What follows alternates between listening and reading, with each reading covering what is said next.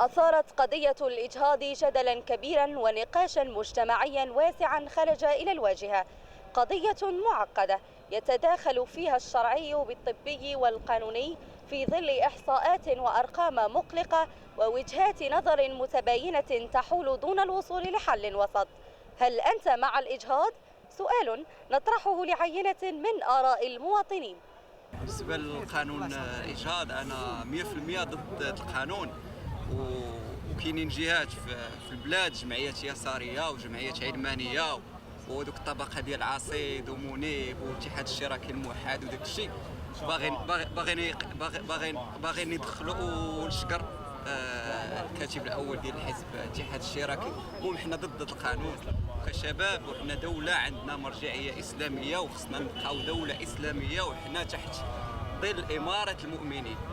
وسمعنا بأن الملك دخل في هذا القرار، وحنا كشباب وكمغاربة وكمسلمين خصنا نوقفوا يد وحدة ضد هذا القرار وضد أي قرارات علمانيه بغاو يدخلوها لينا في هذه البلاد. وانا اذا طبق هذا القرار في المغرب غنكون اول المتظاهرين اللي غيخرجوا للشارع وغيطالبوا بعدم تطبيق هذا القرار. الدين حرم الإجهاض بالمرة لأن يتنافى مع التعاليم الإسلامية، ويقال أو حسب القرآن الكريم لا أريد أن أحرف الأشياء: من قتل نفسا بغير حق فكأنما قتل الناس جميعا، وكذلك من أحيا نفسا بغير حق فكأنما أحيا الناس جميعا. المهم الإجهاض هو محرم، لكن في بعض الأحيان تكون كشوفات أثبتت بأن الجنين به بعض التشوهات الخلقية أو شيء من هذا القبيل، ففي هذه الحالة يحبذ الإجهاض، لا أحبذ لكن يحبذ الإجهاض. وهناك تلميذة مرت عندي وتعرضت لتحرش جنسي يعني بالعنف، مما أثبت عنه في بعض في خلاء الشيء الذي تولد عنه حمل بجنين غير شرعي. فأعرضت ذلك الشيء على الأساتذة ومنهم العبد الضعيف. لم أحبذ الفكرة ولم أشجع على ذلك، ولكنها عندما أثبتت ذلك للأسرة فإن كان لزاما عليها أن تقوم بإجهاض، لأن الأب غير معروف.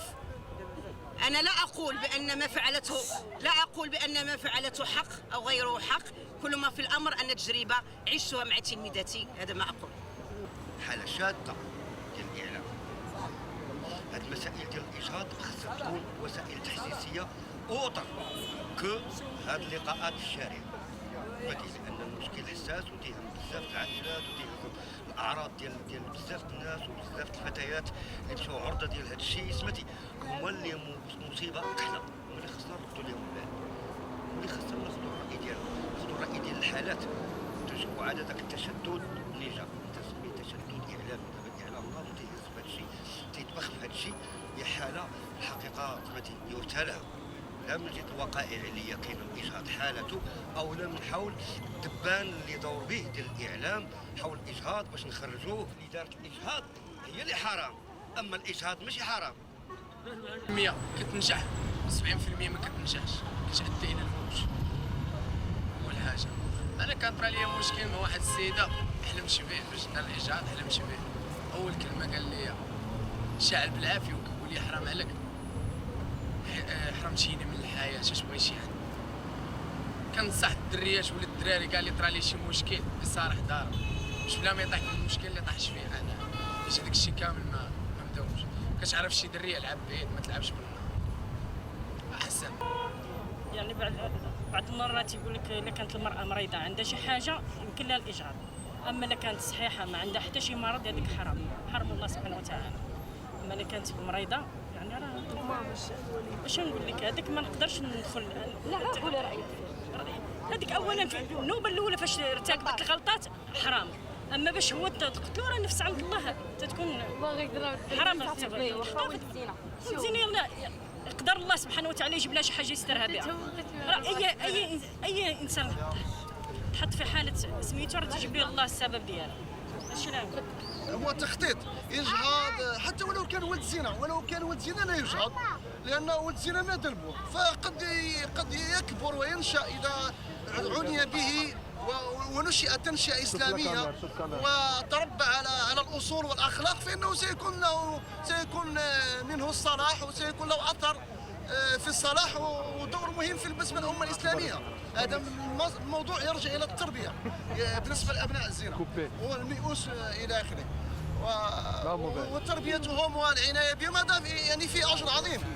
فمسألة الإجهاض هذه لو يكون الزنا أو يكون بر شرعي، فهذا هذه الامور كلها يعني، وايضا تحديد النسل وحبوب منع الحمل الذي ايضا ثبت عند الاطباء ان هذه حبوب منع الحمل يعني تضر، يعني تسبب بعض الامراض في رحم المراه. هذا تعني بطبيعه الحال ضد الاجهاض. الاجهاض اول حاجه تيتنافى مع الدين ديالنا، المور باش نشوفوا الدين ديالنا تلقاو بلي تيتنافى مع التقاليد والعادات المغربيه. اول حاجه الاجهاض تيكون مبني على علاقه غير شرعيه في غالب الاحيان، لقاش ما يمكنش تكون مراه مع راجلها وتفكر في الاجهاض من بعد الا في حالات قليله، الا كان شي مرض ولا شي طلاق ولا شي شتات. هذا الشيء فين تلقاو الاجهاض في اغلب الاحيان، ولكن الاجهاض تيبقى حرام حرام حرام، تيتنافى مع الدين ديالنا والتقاليد. لحقاش ديك البنت اذا سهلنا لها عمليه الاجهاض يتفاشى الاجهاض في المجتمع، غتولي اي وحده تفكر غنمشي غادي ندير علاقه غير شرعيه، من بعد راه الاجهاض مقنن غادي نمشي غادي مع هذا الشيء مع مرور الوقت تيفسد المجتمع ديالنا. يعني خص بنادم يكون ضد الاجهاض، وما يمكنش يتقنن الاجهاض في دوله اسلاميه. لا الدين ولا القانون كيحرم قتل النفس اي كيف ما كانت، باش واحد الحاجه اللي باقا ما كتعرف والو، واحد الكائن ما كيعرف والو تجي انت تقتلو، حرام. الشيء راه وقع لي انا وراسي عييت، لكن واش نقتلو في كلشي؟ ما قتلوش، واش نقتلو؟ الله اللي بغاه، الله اللي بغاه نقتلها وقدامها بالله تحاسب عليها، والحمد لله يا فرحانه ما هي الزوينه فيهم. سبحان الله يعني تمسلم وكتموتي عليا بقى فيا الحال، ودابا باها قال لك الحمد لله ما حيدتيهاش.